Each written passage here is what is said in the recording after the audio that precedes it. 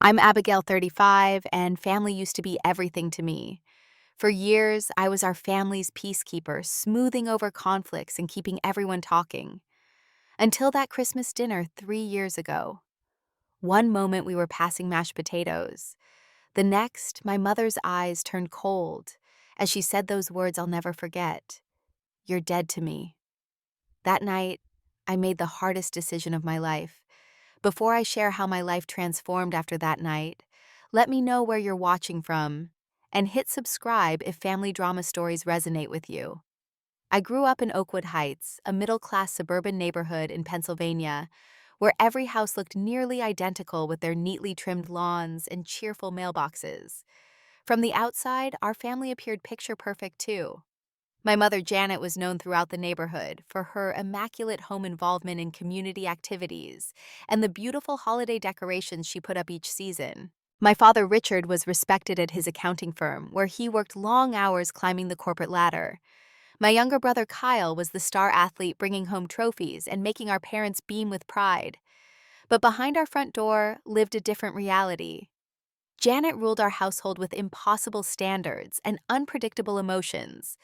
One minute she'd be helping with homework, the next she'd be screaming about a glass left on the counter. Her mood swings were legendary and terrifying. I learned to read the subtle changes in her expression, the slight tightening around her eyes that meant a storm was brewing. I became hyper-aware of her emotional state, constantly scanning for threats like a soldier in hostile territory. "Abigail, why can't you be more like Kyle?" became the soundtrack of my childhood. When I brought home straight A's, she'd ask why there weren't more extracurricular activities on my report card. When I won first place in the science fair, she pointed out how my display board could have been neater. Nothing was ever good enough. My father Richard was physically present but emotionally absent. He buried himself in work, staying late at the office and bringing files home on weekends. When Janet's temper flared, he'd suddenly remember urgent emails to send or calls to make. He'd retreat to his home office, leaving me to handle the fallout. On rare occasions when I approached him directly about Mom's behavior, he'd sigh deeply and say, "That's just how your mother is, Abby.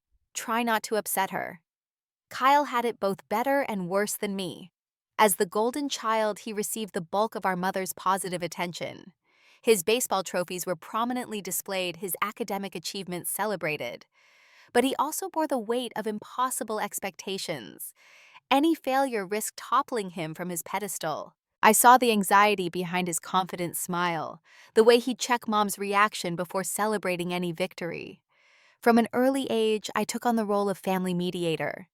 If Mom was in a rage about dinner being late, I'd step in with a cheerful story about school to distract her. If Kyle was about to talk back and trigger her anger, I'd kick him under the table as a warning. When Dad was caught between Mom's demands and his work deadlines, I'd offer to help her with whatever project she needed done so he could finish his reports. My own needs disappeared in the process. I turned down sleepovers because Mom might have a bad night. I didn't try out for the volleyball team I wanted to join because practices would conflict with the times Mom usually needed help with dinner.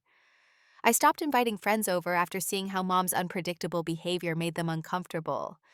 I became invisible within my own life, existing primarily to maintain peace for everyone else. It wasn't until college, when I moved into a dorm 2 hours away, that I began to see our family dynamics clearly.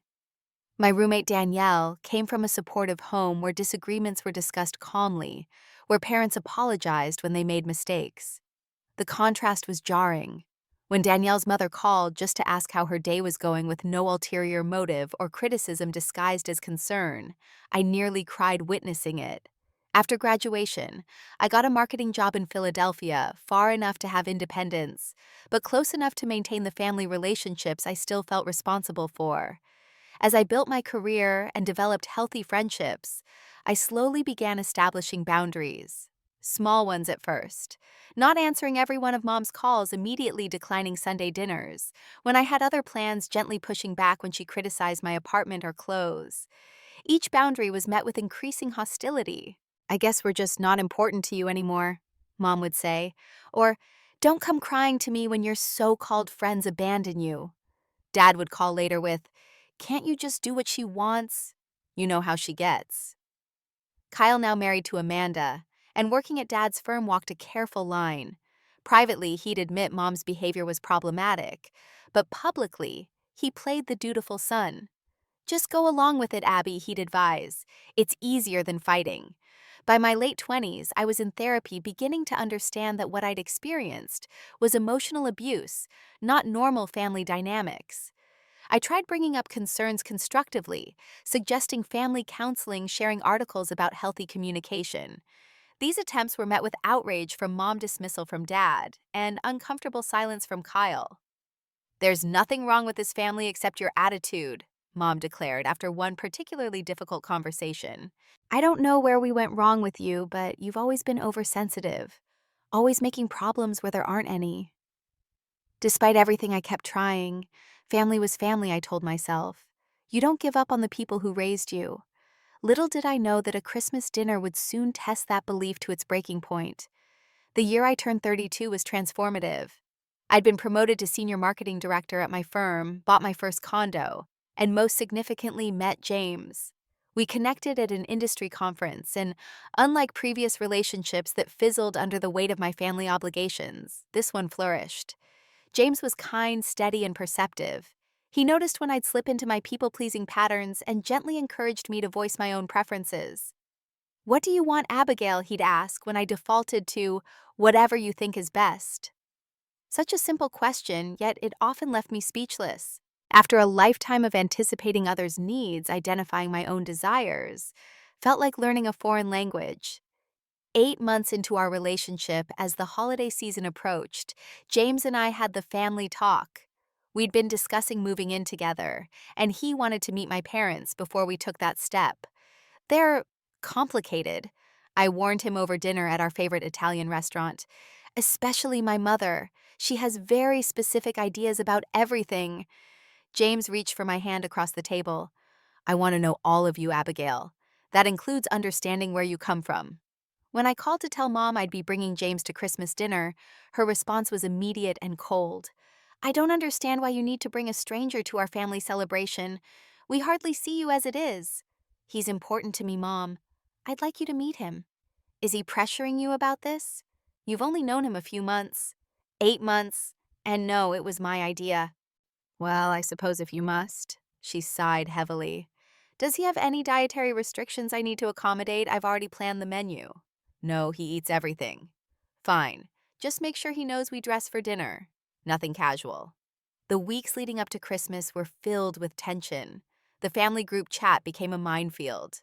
Mom sent passive-aggressive messages about family traditions being important to some of us, and hoping certain people remember appropriate dinner conversation topics. Dad contributed little beyond schedule confirmations. Kyle sent private texts checking my mental state. "You sure you want to do this? Mom's on the warpath." James helped me prepare emotionally. We role-played potential scenarios, and he reminded me that we could leave anytime if things became too uncomfortable. "Your well-being comes first," he assured me. "We can always get a hotel or drive back to Philly if needed." Despite my anxiety, part of me hoped the Christmas spirit might soften my mother's edges. I spent hours selecting thoughtful gifts, a leather-bound edition of poetry for Dad, a custom photo album of Kyle's children, for him and Amanda, and for Mom, an expensive cashmere scarf from her favorite designer in her perfect shade of blue. For good measure, I also brought a top-rated bottle of wine and homemade chocolate truffles as hostess gifts. Snow was falling gently as James and I pulled into my parents' driveway on Christmas Eve. The house was impeccably decorated as always, white lights outlining every architectural feature, a designer wreath on the door, and through the windows, I could see the 12-foot tree gleaming with coordinated ornaments.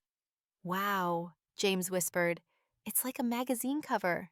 "Mom spends weeks getting everything perfect," I replied. "Just remember the perfection has a price." Janet opened the door before we could ring the bell. She was elegantly dressed in a cranberry-colored sweater and black slacks, her blonde hair perfectly styled, her makeup flawless despite it being just family at home. "Abigail, finally. We expected you an hour ago."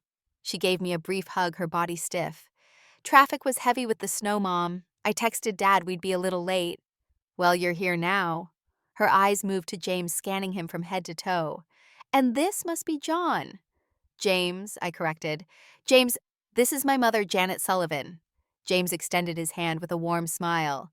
It's wonderful to meet you, Mrs. Sullivan. Thank you for including me in your family Christmas. She took his hand briefly. We're very selective about our holiday guests, Abigail insisted. Dad appeared behind her, offering a welcome buffer. Come in, it's freezing out there. I'm Richard, good to meet you, James. Can I take your coats? The entry hall was warm and smelled of pine and cinnamon. I could hear Christmas music playing softly, and Kyle's voice from the living room. As we handed over our coats, I presented the wine and truffles. A little something for the table. Mom accepted them with a cursory thank you, though I noticed her appraising the wine label with approval. Small victory. In the living room, Kyle and Amanda sat on the love seat, their twin 4-year-old daughters playing with dolls on the floor. Kyle rose immediately, giving me a bear hug that conveyed both support and warning.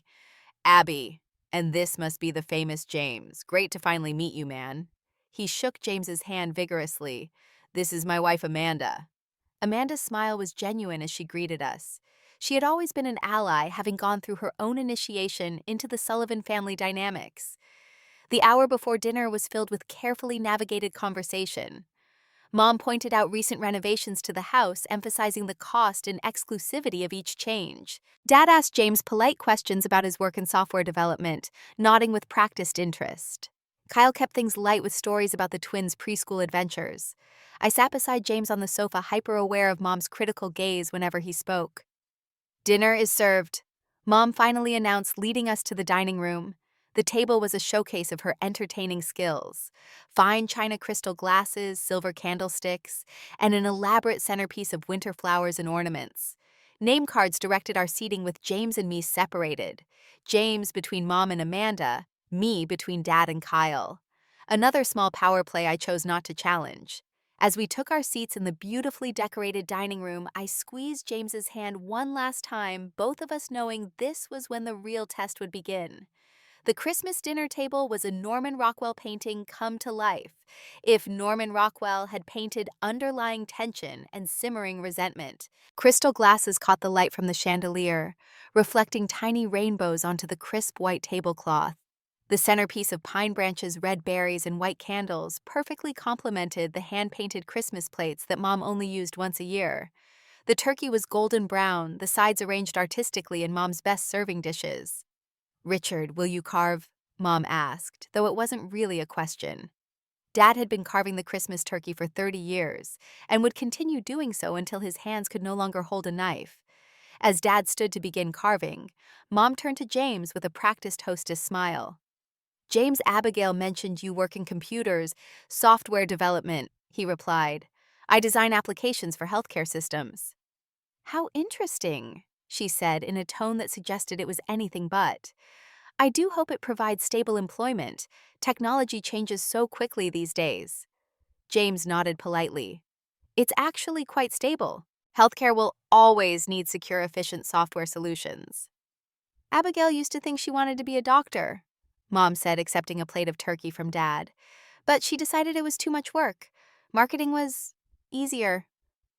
I felt my shoulders tense, but kept my voice light. I discovered I was more passionate about communication than medicine, Mom. Different path, not an easier one. Of course, dear. She turned to Kyle. Some of us just know what we want earlier than others. Kyle always knew he wanted to follow in his father's footsteps. Kyle shifted uncomfortably. The accounting firm was a good fit for me, but everyone has their own path. Amanda jumped in, clearly trying to redirect the conversation. The turkey is delicious, Janet. Is this a new recipe? Mom launched into a detailed explanation of her brining technique, giving me a moment to breathe, and exchange a quick glance with James, who offered an encouraging smile. The first course proceeded with relatively benign conversation about the twins' Christmas excitement, the recent snowfall, and Dad's golf handicap. I began to hope we might get through the meal without incident. Then Mom refilled her wine glass for the third time and turned her attention back to me. Abigail, that blouse does you no favors. Next time you're in town, we should go shopping. I know exactly what styles would suit your figure better. I took a slow breath. Thanks, Mom, but I'm happy with my wardrobe. James actually complimented this blouse earlier.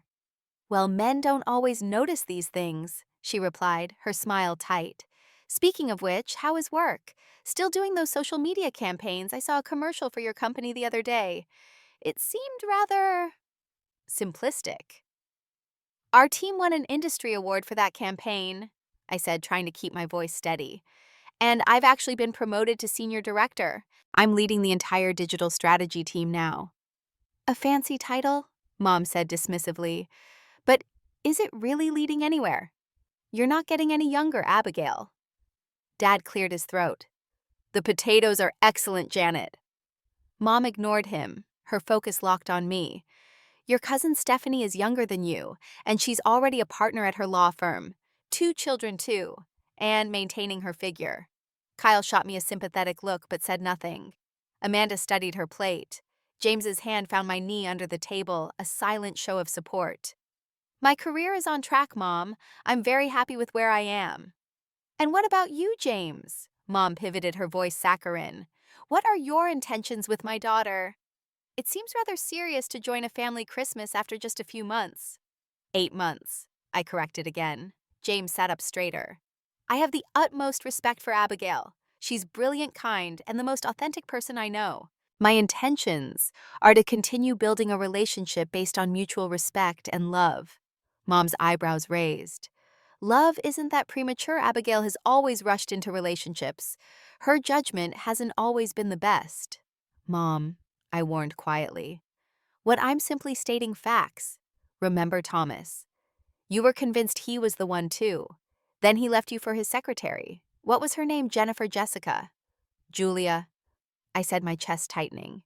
And that was 6 years ago. I'm just concerned you haven't learned from your mistakes.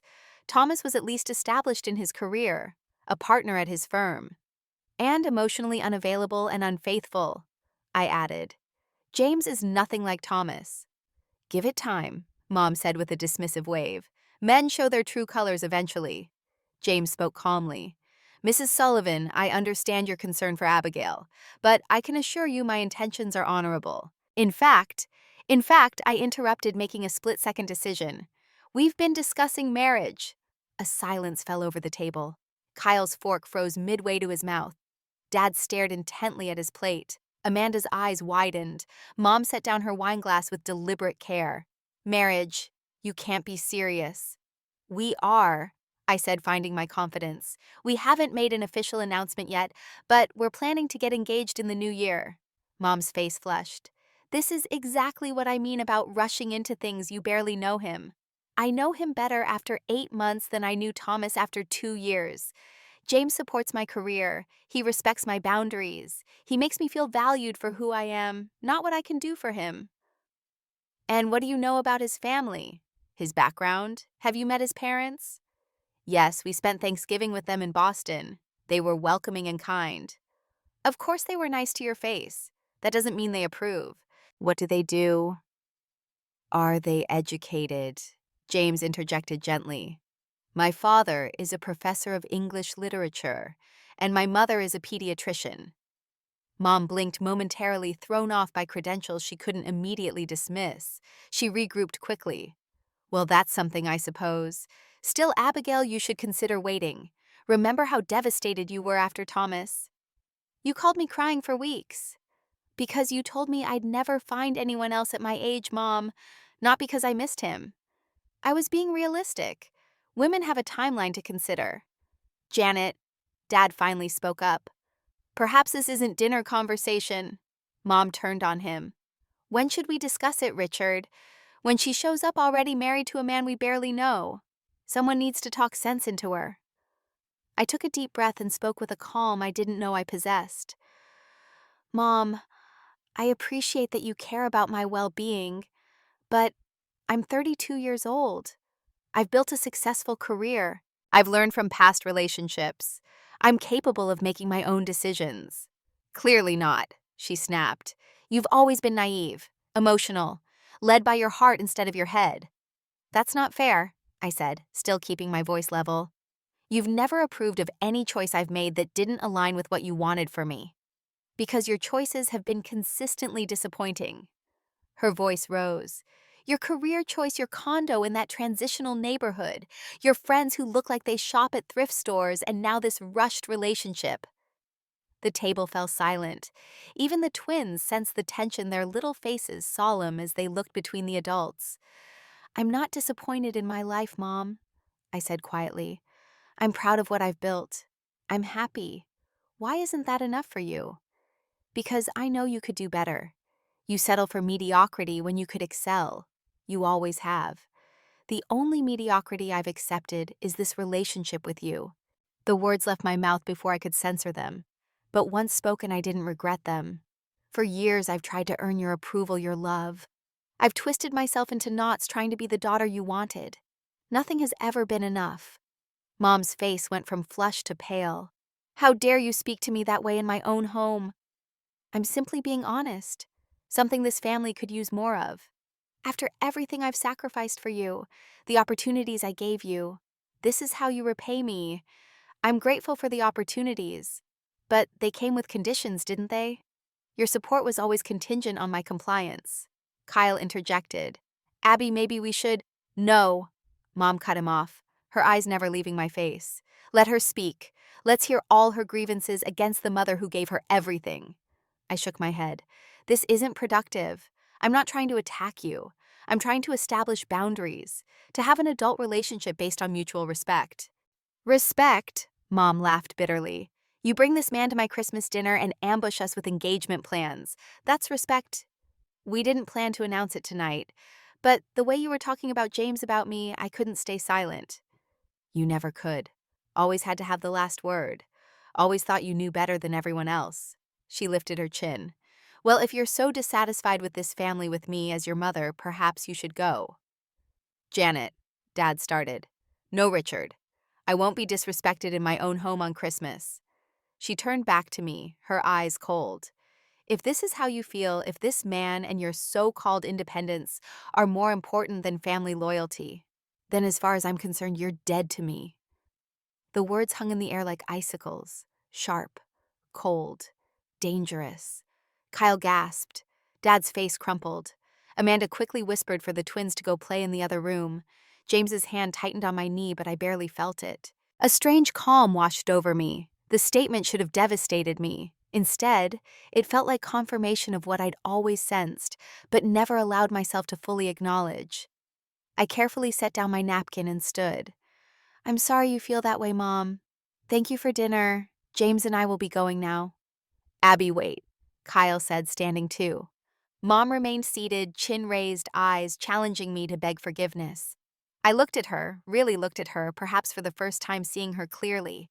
A woman so controlled by her own insecurities that she couldn't celebrate her daughter's happiness. "Merry Christmas, everyone," I said quietly, picking up my purse. "James." He stood immediately dignified and supportive. "Thank you for the meal, Mrs. Sullivan, Mr. Sullivan. Kyle, Amanda, it was nice to meet you."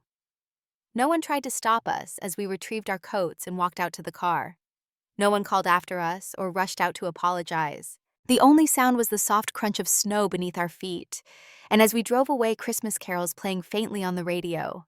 The drive home from my parents' house passed in a blur of snow-covered landscapes and softly playing Christmas music that felt jarringly inappropriate for the moment. James didn't push me to talk occasionally, reaching over to squeeze my hand or ask if I needed anything. I stared out the window, the words "you're dead to me" echoing in my mind, trying to process the finality of what had just happened. When we arrived at my condo, I moved on autopilot, hanging up coats, slipping off shoes, declining James's offer of tea or something stronger. I sat on my sofa still in my Christmas dinner outfit, feeling strangely numb. "Do you want to talk about it?" James asked gently, sitting beside me but not touching me, giving me space. "Not yet," I whispered. "Is it okay if we just sit here for a while?" "Of course." He settled in a steady presence beside me. Hours passed. Midnight came and went. Christmas officially arrived as I sat frozen on my sofa. Eventually, the numbness began to thaw, replaced by waves of emotion so intense they took my breath away. When the first sob broke free, James wordlessly opened his arms, and I collapsed against him. "She meant it," I choked out between sobs. "She actually meant it." "I know," he murmured, stroking my hair. "I'm so sorry, Abigail." I cried until my throat was raw and my eyes burned. James held me through it all, offering tissues, water, and his unwavering support. When exhaustion finally overtook me around 3 a.m., he helped me to bed, tucking me in and promising to stay on the couch if I needed anything. Sleep came in fitful bursts, interrupted by replays of the dinner scene and startling moments of clarity about my childhood. By morning, physically and emotionally drained, I reached a state of strange calm. I made coffee and found James already awake, checking in with his family via text to explain our absence from their planned Christmas Day call. I need to cut ties with them, I said without preamble, setting my coffee mug on the kitchen counter. Completely. James looked up, his expression serious. Are you sure that's a big decision? Maybe after some time. No, I interrupted. This has been coming for years. Last night was just the final confirmation. Nothing will change. They won't suddenly respect my boundaries or see me as an adult capable of making my own choices. What about your dad, your brother? They've never stood up to her. Not really. They won't start now.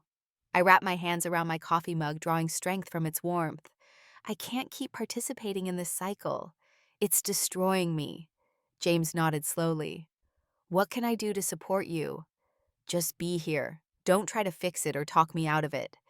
I'm not going anywhere, he promised. Over the next few hours, I formulated my exit plan. First, I blocked my mother's number on my phone and removed her from all social media. I did the same for extended family members I knew would be enlisted as flying monkeys to guilt me into reconciliation. I wrote a brief email to my father explaining that I needed space from the family and would not be in contact for the foreseeable future. I sent Kyle a similar message, adding that I loved him, but couldn't continue the relationship patterns we'd established. Then came the harder part. I packaged up all the Christmas gifts, still sitting under my small tree, adding a note that simply said, I'm returning these as I won't be in contact. Please respect my decision. Abigail. I arranged for them to be delivered the next day. I expected to feel guilt, doubt, or grief as I systematically severed these connections. Instead, each action brought a sense of relief, like setting down a heavy burden I'd carried for decades. Before the blocks took full effect, my phone exploded with notifications. Mom's texts ranged from furious, "How dare you leave like that?" to dismissive, "You're overreacting as usual," to manipulative, "After all I've done for you." Dad sent tentative messages asking if we could talk this through. Kyle's texts expressed concern while avoiding taking sides. Mom was out of line, but it's Christmas, Abby. Can't we figure this out? The most surprising message came from Amanda. I understand more than you know. Take care of yourself. I'll look out for Kyle and the girls. Do what you need to do. James watched with concern as I read through the barrage. You okay? Actually, yes, I said, setting down my phone and turning it off. For the first time in a long time, I think I might be. That didn't mean the decision came without physical and emotional consequences. Over the next few days, I experienced intense headaches, trouble sleeping, and moments of crippling doubt. What if I was overreacting? What if I regretted this irrevocable step? What if I was throwing away my only family? James suggested I see a therapist as soon as possible, and I managed to get an emergency appointment with Dr. Winters, a trauma specialist, on December 27th. In her calm office, surrounded by plants and soft lighting, I poured out the story of Christmas dinner and the lifetime of emotional manipulation that preceded it. What you're describing sounds like narcissistic abuse, Dr. Winters said after listening intently. Your mother's behavior, the criticism, emotional manipulation, inability to see you as separate from her expectations, and extreme reaction to boundary setting fits the pattern. So I'm not crazy for cutting contact. Not at all. In fact, it's often the healthiest response when repeated attempts to establish boundaries have failed. She leaned forward. But I want you to be prepared. The road ahead won't be easy. There will be grief for the mother you deserved but never had. There will be pressure from others to reconcile. There may be smear campaigns to discredit your decision. I already feel stronger, I admitted, like I can finally breathe. That's a good sign. But healing isn't linear. There will be hard days ahead. Would you consider regular sessions to work through this transition? I nodded, already feeling the value of professional support. Instead of the traditional family New Year's celebration, James and I spent a quiet evening at his apartment making our own traditions. We cooked together, opened a bottle of champagne, and at midnight, he held me close as we watched fireworks from his balcony. "I'm proud of you," he whispered. "This took incredible courage."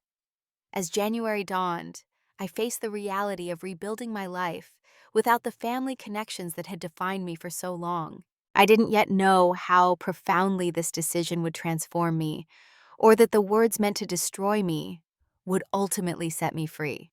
The first 6 months after cutting ties with my family were both the hardest and most liberating of my life. January began with an onslaught of attempts to breach my boundaries. Despite being blocked, my mother found ways to reach me. Emails from new addresses, messages relayed through colleagues who knew my family, even a flower delivery to my office with a card that read, "When you're done with this tantrum, your family will be waiting." Her tactics evolved predictably, just as Dr. Winters had warned they might. First came anger. "You're selfish and ungrateful." Then guilt. "Your father's blood pressure is elevated because of this stress," followed by minimization. "It was just a disagreement at dinner. Why are you being so dramatic?" And finally, when nothing worked, the victim role. "After all I've sacrificed, this is how my own daughter treats me." Flying monkeys descended as predicted. Aunt Susan called my office when I wouldn't answer her calls. "Your mother is devastated, Abigail. Whatever she said, she didn't mean it like that. You know how she gets at holidays." My cousin Mark sent lengthy Facebook messages about the importance of family forgiveness. Even my mother's bridge club friend encountered me coincidentally at my regular coffee shop to deliver a guilt trip. The most difficult to resist were the messages from Dad and Kyle. Dad's emails were brief and sad. "Mom misses you. We all do. Can't we talk?" Kyle was more direct in the voicemails he left. "This is tearing the family apart, Abby. Just call her. You know she won't apologize first, but she's suffering." Each contact required strength to maintain my boundaries. With Dr. Winter's guidance, I crafted brief, clear responses when necessary. "I've made my decision and ask that you respect it." To most, I simply didn't respond at all. By March, the physical symptoms of stress began to subside. The knot that had lived permanently in my stomach for decades gradually loosened. The tension headaches that had been my constant companion became occasional visitors rather than permanent residents. My sleep improved dramatically. No more waking at 3 a.m. with anxiety about family obligations or replaying critical comments. James became my rock during this period, but also knew when to step back. One evening in April, as we walked along the river after dinner, he stopped suddenly and turned to me. "I had planned to do this in the fall," he said, looking uncharacteristically nervous. "But after everything that's happened, I don't want to wait." Before I realized what was happening, he was down on one knee holding a small velvet box. "Abigail Sullivan, watching your courage these past months has only made me more certain. You're the strongest person I know, and I want to build a life with you. Will you marry me?" The ring was perfect. A vintage sapphire surrounded by tiny diamonds. Nothing like the ostentatious rocks my mother would have deemed acceptable. It was unique and thoughtful, just like the man holding it. "Yes," I said without hesitation, surprising myself with how confident I felt. 6 months ago, I might have wondered if we were moving too quickly. Now I knew with absolute certainty that this was right. As spring turned to summer, I continued weekly therapy, gradually unpacking the patterns established in childhood. "You developed hypervigilance," Dr. Winters explained during one session. "Always scanning for threats, always trying to manage others' emotions. That's why normal disagreements in adult relationships feel so threatening. Your nervous system was trained to see conflict as catastrophic." With this understanding, I began to recognize and interrupt these patterns. When a colleague criticized my work and my first instinct was to people please, I took a breath and responded with appropriate professional boundaries instead. When James and I had our first significant disagreement about housework after moving in together, I worked through my instinct to either withdraw completely or capitulate immediately, finding a middle ground of healthy communication. My career flourished without the constant drain of family drama. I successfully led a major campaign for a new client, earning recognition within the firm and the industry. Without my mother's voice in my head questioning every achievement, I could finally appreciate my own accomplishments. James and I decided on a September wedding, small and intimate. The guest list was a painful reminder of my decision. No family on my side, just friends who had become chosen family. We found a charming venue, a converted boathouse on the river, with a garden for the ceremony and a glass-enclosed dining area for the reception. "Should we send invitations to your family?" James asked cautiously as we finalized details. "Just so they know." After careful consideration and discussion with Dr. Winters, I decided against it. If they found out about the wedding and showed up, it would either end in another confrontation or pressure me to reconcile without any real change.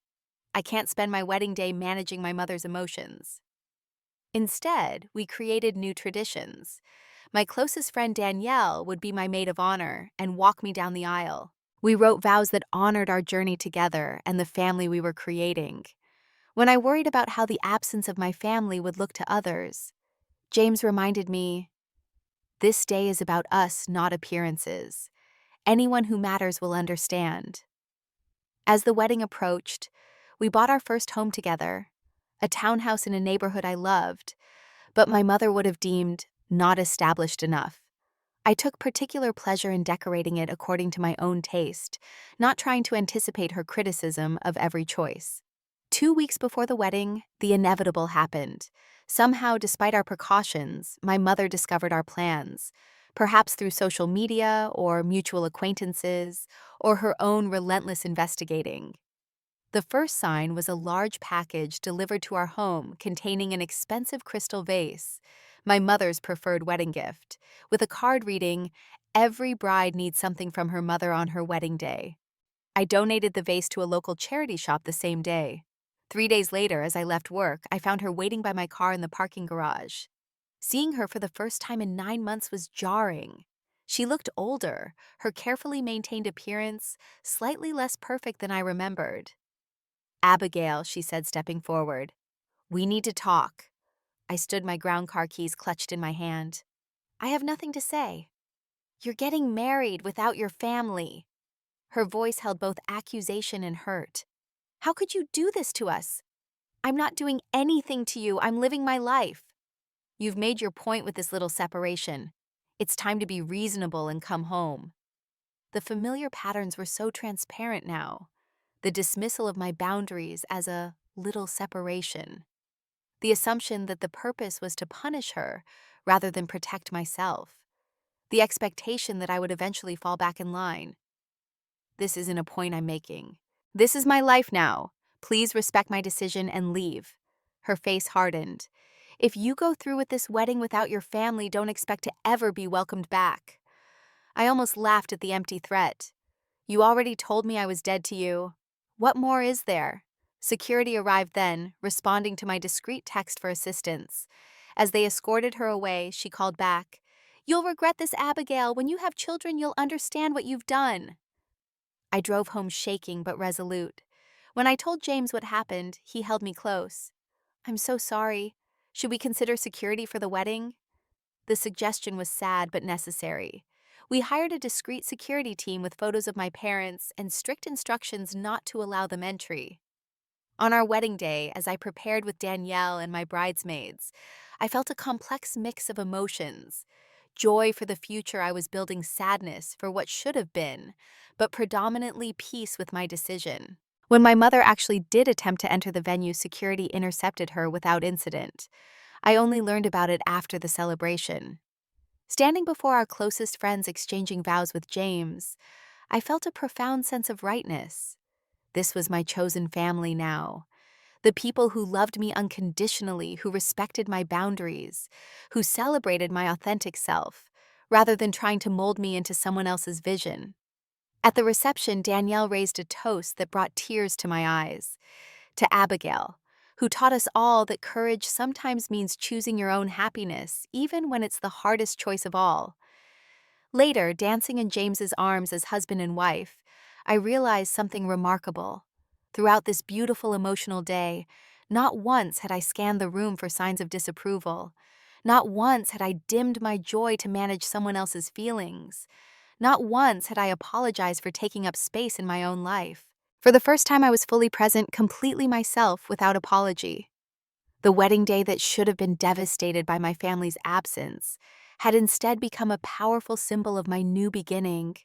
The life I was creating wasn't defined by what was missing, but by what was finally gloriously present. A year after cutting ties with my family, my life had transformed in ways both subtle and profound. James and I settled into married life in our townhouse, establishing routines and traditions that were uniquely ours. The emotional roller coaster of the first 6 months had stabilized into a new normal that felt increasingly natural. Then, on an ordinary Wednesday afternoon, an email appeared in my inbox that made my heart skip coffee Kyle. After a year of silence, my brother was reaching out. My finger hovered over the delete button, but curiosity and the lingering connection to my only sibling won out. I replied simply, "When and where?" suggesting a cafe halfway between our workplaces. 2 days later, I arrived early and claimed a corner table anxiety churning my stomach. When Kyle walked in, I was struck by how tired he looked. Hair slightly overgrown, dark circles under his eyes, his usually immaculate appearance slightly rumpled. "Abby," he said, sliding into the chair opposite me. "Thank you for coming." "I wasn't sure I would," I admitted. "But I've missed you." He ordered coffee and we navigated several minutes of awkward small talk about work and weather before he finally broached the real subject. "Things fell apart after you left," he said quietly. "Mom got worse, much worse. Without you there to absorb her attention, she turned it on Dad and me." I felt a pang of guilt followed by recognition. This wasn't my responsibility. "I'm sorry to hear that, but I couldn't stay in that dynamic anymore." "I know." He stared into his coffee. "I didn't get it then." "I do now." He looked up, meeting my eyes. "She's always been critical, manipulative. But you got the worst of it. You were the scapegoat. I was the golden child until I wasn't there anymore." I finished for him. He nodded. "Dad finally stood up to her about 6 months ago. They had a huge fight about how she treated you, how she treats everyone. He actually moved out for a while. Stayed in a hotel, then an apartment." The news shocked me. My father, the eternal peacekeeper, had finally reached his limit. They're separated. They were. They're in counseling now. Dad said he wouldn't come back unless she got help. Kyle shook his head in wonder. "I never thought he had it in him." "Neither did I murmured. "Mom's health took a hit through all this. Her blood pressure is through the roof. She blames everyone but herself, of course. Says the stress of her ungrateful family is killing her." He gave a humorless laugh. "Classic Mom." I sipped my latte, processing this information. "How are you and Amanda handling it?" His expression softened. "Amanda's been my rock. And actually," his face broke into the first genuine smile I'd seen. "We're expecting again. A boy this time." "Kyle, that's wonderful. Congratulations." "Thanks.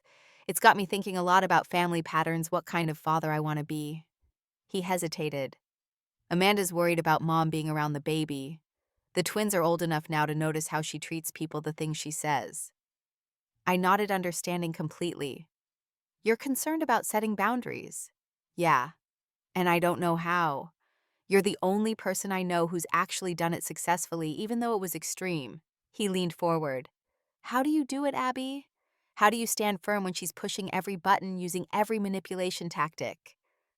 The conversation shifted then from Kyle updating me to Kyle seeking my guidance. For the next hour, I shared what I'd learned in therapy about narcissistic family systems, boundaries, and breaking toxic patterns. Kyle listened intently, occasionally taking notes on his phone. "I've been enabling her my whole life," he realized aloud. "We all have. We were trained to from childhood," I said gently. "It's not your fault, but you can make different choices now." As our cups emptied, Kyle asked the question I'd been expecting. "Will you ever talk to her again?" I considered my answer carefully. "I don't know. I'm not closing that door forever, but I'd need to see real change, not just temporary behavior modification to get me back. And honestly, I'm not sure she's capable of that kind of change." He nodded. "I understand, but would it be okay if we stayed in touch? I've missed my sister."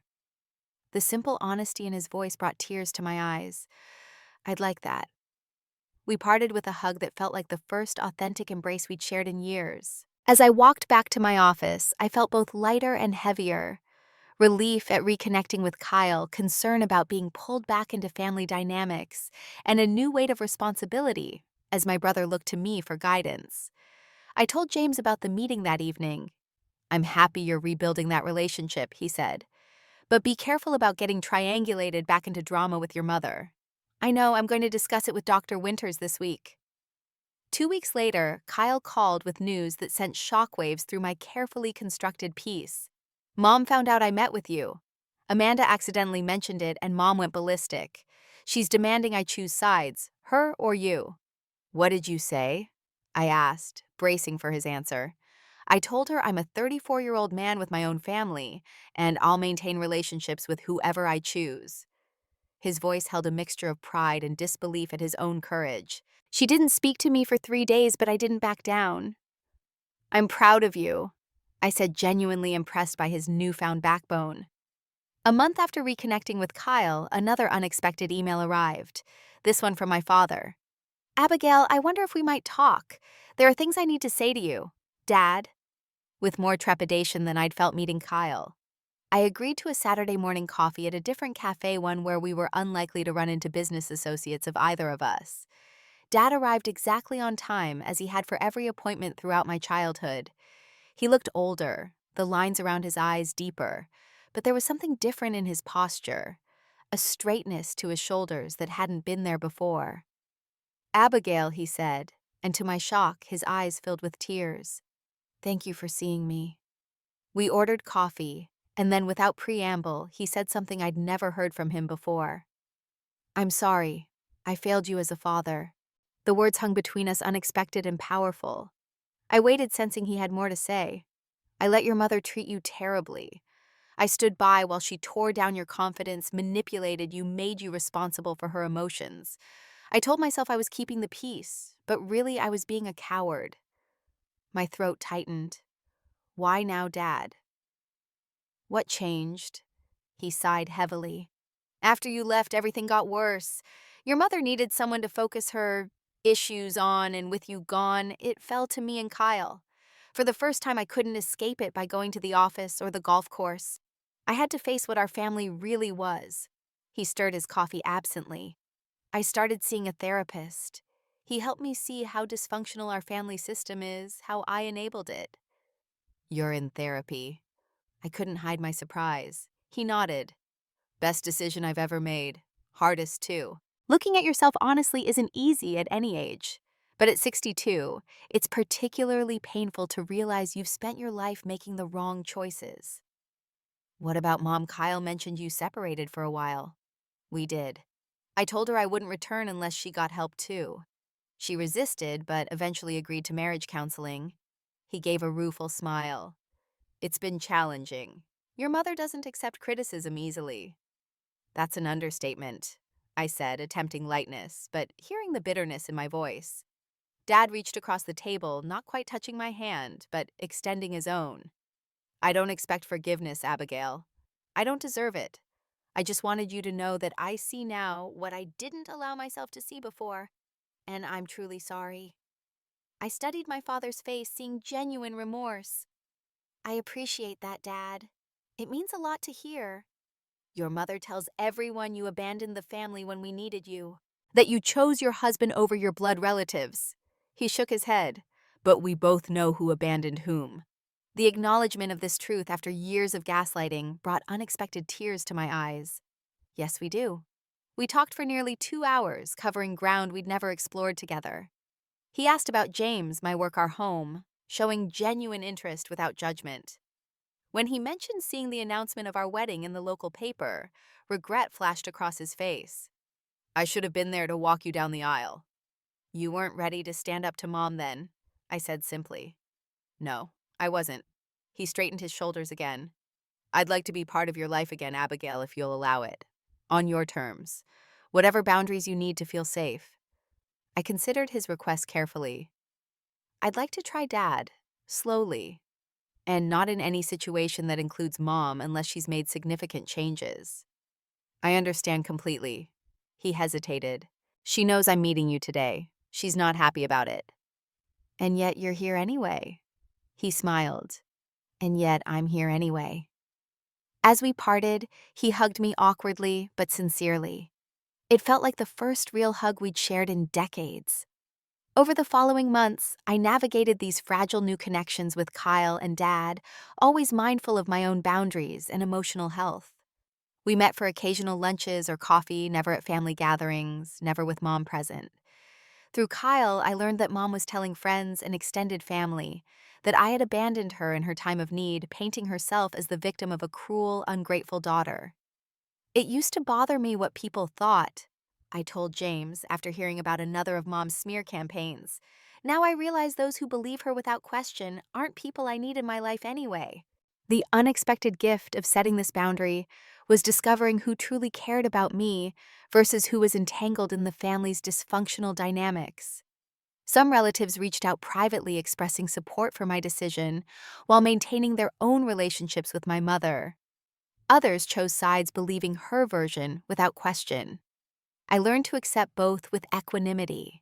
As the second year of my no-contact decision approached, I had rebuilt a life that felt authentically mine.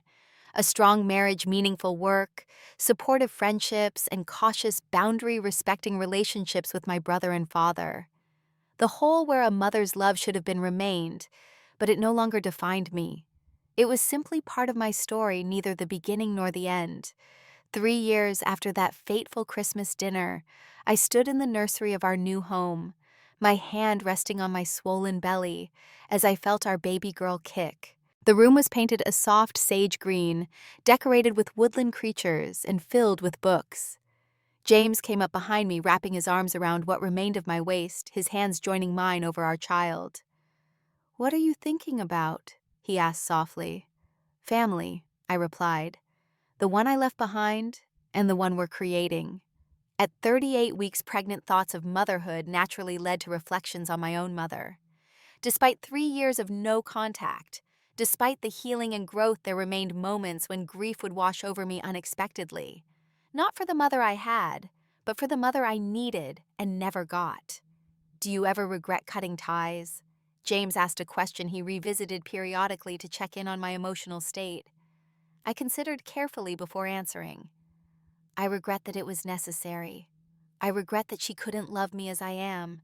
But the decision itself, no. It gave me the space to become who I was meant to be." My relationship with Dad had stabilized into monthly lunch meetings and occasional phone calls. He remained married to my mother, a choice I respected as his to make, though I couldn't understand it. Our relationship had clear boundaries. We never discussed Mom unless absolutely necessary, and he never pressured me to reconcile. Kyle and Amanda had become more present in our lives. Their son Jacob was now 2, and the twins were 7.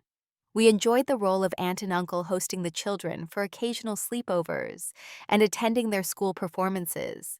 Kyle had developed his own careful boundaries with our mother, limiting contact to structured visits and refusing to tolerate criticism of his parenting or his relationship with me. "Your mother isn't doing well," Dad had mentioned during our last lunch. "Her blood pressure issues have developed into heart problems. The doctor says stress is a major factor." I nodded, acknowledging the information without accepting responsibility for it. "I'm sorry to hear that. I hope she follows her doctor's advice." He studied my face. "She still asks about you sometimes, in her better moments." "What do you tell her?" "The truth, that you're happy, healthy, and building your life." He hesitated. "She saw the announcement about the baby in the paper. She didn't say anything, but she cut it out. I saw it on her desk." I absorbed this without comment. Over the years, I'd received occasional indirect communications from my mother. A birthday card sent to my office, a newspaper clipping about my company's success, a Christmas ornament delivered without a note. I acknowledged these silently, but maintained my boundary. Without genuine change and accountability, contact would only reopen old wounds. My therapy sessions with Dr. Winters had decreased from weekly to monthly focus now on preparing for motherhood, without repeating generational patterns. My greatest fear was unconsciously carrying forward the toxic behaviors I'd experienced. "The fact that you're aware and concerned is already a huge step," Dr. Winters assured me. "You're breaking the cycle by doing this work." James and I had discussed parenting extensively, reading books, taking classes, and establishing our values. Our child will be allowed to have feelings, I told him one night. All feelings, even the uncomfortable ones. No emotion will be too big or inconvenient. And mistakes will be learning opportunities, not character flaws, he added. We'll apologize when we're wrong. We'll love unconditionally, not based on achievements or compliance. These promises became our parenting manifesto, written down and framed in our bedroom as a daily reminder. As my due date approached, the question arose again. Should I inform my mother about the birth?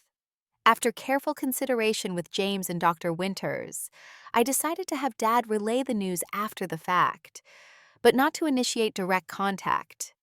Your boundary isn't punitive, Dr. Winters reminded me. It's protective. Without evidence of meaningful change, there's no reason to believe interaction would be healthy for you or your child. 2 weeks before my due date, I received an unexpected package at my office. Inside was a hand-knitted baby blanket in pale yellow and a note in my mother's handwriting, "For my grandchild, Janet Sullivan." No apology, no acknowledgement of the past, just a blanket and a statement of biological connection. I sat with the complex emotions it evoked: appreciation for the gesture, frustration at the lack of accountability, sadness for what could have been, and resolve to protect my child from the dynamics I'd escaped. After consideration, I sent a brief thank you note for the gift, but maintained my boundary about direct contact. The blanket went into storage rather than the nursery, a decision that felt right for my peace of mind. When our daughter Lily came into the world after 14 hours of labor, the love that washed over me was unlike anything I'd ever experienced. Holding her tiny body against my chest, I made a silent promise. You will always know you are enough exactly as you are. Your worth will never be conditional on meeting my expectations. I will see you, truly see you, and celebrate who you become.